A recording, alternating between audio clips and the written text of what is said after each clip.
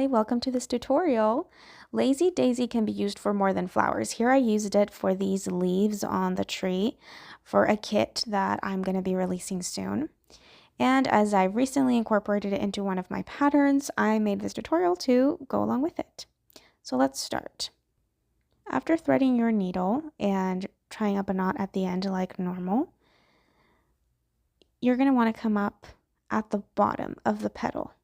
And I like using my finger in the back to kind of move the knot a little bit to the side so that you're able to put the needle in the same hole and the knot doesn't obstruct you.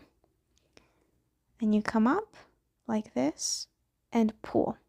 Now it's important to not pull too tightly because that will create a straight line, and we want to have that rounded area, that oval. So be careful with how you pull. And this is a matter of practice. You're going to get the hang of it in no time, but I do recommend drawing these three little shapes and practicing along with me as we go.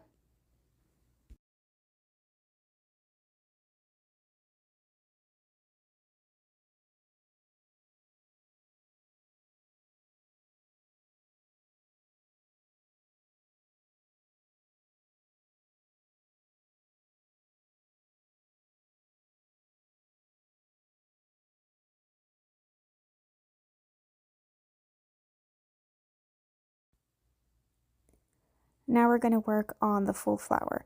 I want you to notice how I begin to move the hoop around with me according to what petal I'm working on.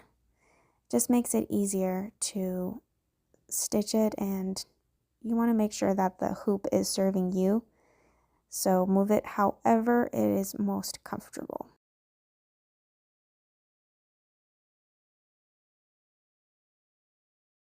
Now let me show you how to finish off your thread when you are done or if you run out.